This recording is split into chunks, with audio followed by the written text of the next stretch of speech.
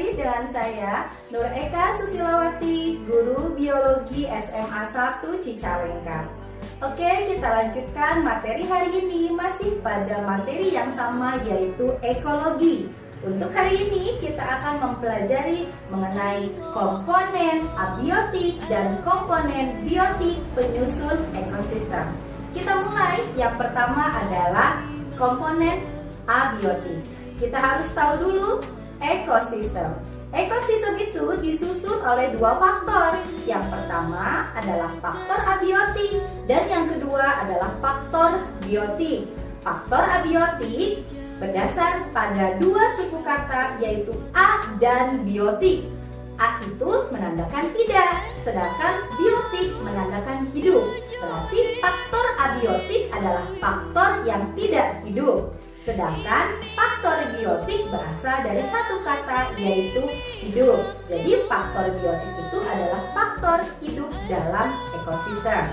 Kita bahas satu-satu. Yang pertama adalah abiotik.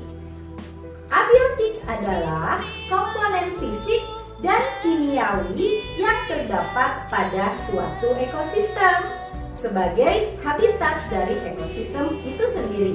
Yang pertama, komponen abiotik dan pengaruhnya kita akan pelajari satu persatu.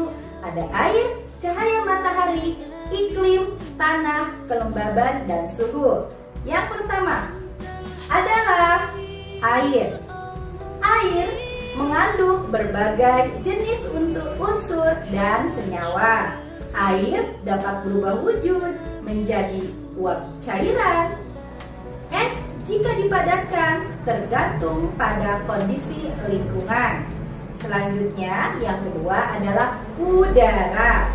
Sekumpulan gas membentuk lapisan atmosfer. Fungsi dari udara untuk menunjang kehidupan penghuni dari ekosistem. Oksigen, contohnya adalah oksigen untuk respirasi makhluk hidup dan karbon dioksida untuk proses fotosintesis tumbuhan. Selanjutnya tanah. Tanah terbentuk karena proses pelapukan bebatuan dan pembusukan senyawa organik. Komponen tanah ada bahan mineral dan bahan organik serta air. Nah, selanjutnya sinar matahari. Sinar matahari merupakan sumber energi bagi seluruh kehidupan di muka bumi. Di dalam ekosistem terjadi transformasi energi, yaitu aliran energi dari tropik ke tingkat tropik selanjutnya. Sinar matahari digunakan oleh tumbuhan untuk melakukan proses fotosintesis dan diubah menjadi karbohidrat. Karbohidrat ini berupa energi potensial yang kemudian akan dikonsumsi oleh hewan dan manusia. Energi tersebut akan berubah menjadi energi kinetik yang kemudian terjadilah yang namanya aliran energi. Kemudian masuk ke suhu. Suhu atau derajat energi panas yang berasal dari sinar matahari. Suhu tiap ekosistem berbeda tergantung pada keadaan geografis dan ketinggian dari ekosistem tersebut. Suhu mempengaruhi keanekaragaman hayati yang hidup di dalamnya. Suhu diukur oleh alat-alat yang bernama termometer. Nah, kelembaban dipengaruhi oleh intensitas sinar matahari, angin, dan curah hujan. Kelembaban sangat berpengaruh terhadap pertumbuhan dari tanaman atau tumbuhan itu sendiri. Alat pengukur kelembaban disebut dengan higrometer. Selanjutnya adalah derajat keasaman atau pH. pH tanah dipengaruhi oleh beberapa faktor. Yang pertama adalah curah hujan, penggunaan pupuk, aktivitas akar dan tanaman, pengurai mineral tanah. pH optimum pada tanaman adalah 5,8 sampai 7,2. Selanjutnya, ini adalah soal literasi sains.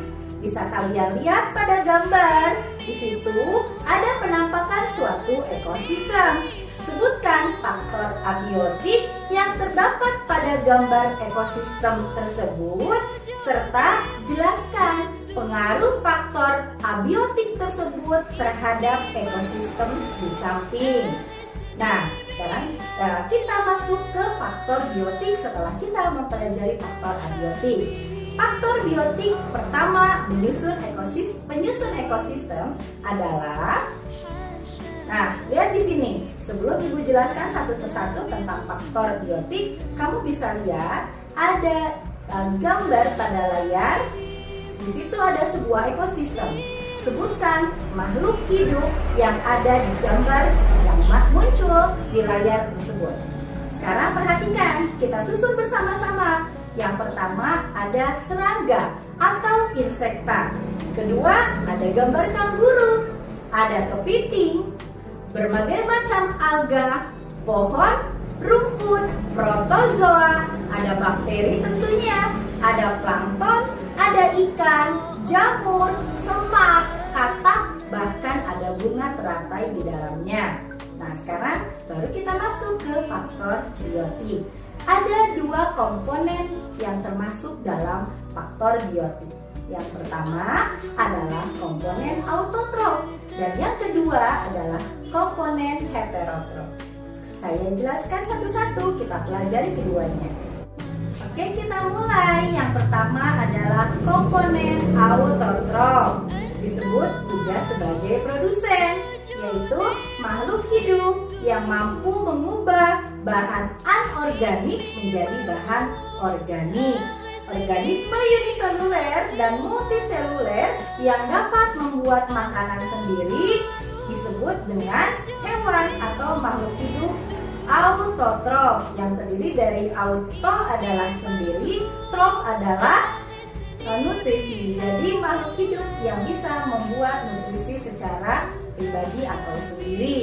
Nah, ini ada yang dimaksud dengan autotrof, yaitu organisme yang dapat melakukan fotosintesis yang menandakan makhluk hidup tersebut memiliki klorofil. Sedangkan kemoautotrof adalah organisme yang bisa melakukan kemosintesis, yaitu yang mampu mengubah atau menggunakan bahan kimia. Nah, selanjutnya adalah komponen heterotrof, yaitu disebut dengan konsumen. Jadi memanfaatkan bahan organik yang sudah disediakan oleh produsen. Di sini ada konsumen satu, contohnya adalah herbivora, yaitu makhluk hidup atau hewan pemakan tumbuhan. Konsumen 2 dan seterusnya yaitu karnivora atau makhluk hidup atau hewan pemakan daging, dan juga bisa omnivora yaitu makhluk hidup hewan yang bisa memakan segala. Nah, terdapat juga dekomposer dan detritivor. Nah, apa sih yang dimaksud dengan dekomposer? Dekomposer adalah mikroorganisme yang menguraikan sisa organik hewan atau tumbuhan menjadi zat yang sederhana. Contohnya adalah bakteri dan jamur. Sedangkan untuk detritivor adalah organisme yang memakan serpihan hewan atau tumbuhan yang sudah mati. Contohnya adalah raya, cacing tanah, keluing, dan bintang laut. Nah, sekarang di situ ada aliran energi. Yang utama adalah produsen, kemudian konsumen tingkat 1, konsumen tingkat 2, dan seterusnya sampai pada dekomposer dan detritivor. Nah, selanjutnya adalah lihat di sini ada soal literasi yang berkaitan dengan faktor biotik dan abiotik. Berdasarkan gambar yang kamu lihat pada layar, di situ sebutkan dan jelaskan perbedaan antara biotik, lingkungan, dan abiotik. Apakah ketiganya dapat dikelompokkan dalam satu ekosistem atau mungkinkah bisa kita pisahkan? dalam satu ekosistem tersebut, maka kalian jelaskan secara sendiri-sendiri. Nah, itu adalah materi mengenai komponen biotik dan abiotik penyusun ekosistem. Untuk pertemuan selanjutnya, kita lanjutkan pada materi interaksi antar spesies dalam ekosistem. Cukup sekian dari Ibu. Salam sehat, tetap semangat belajar di rumah. Wassalamualaikum warahmatullahi wabarakatuh.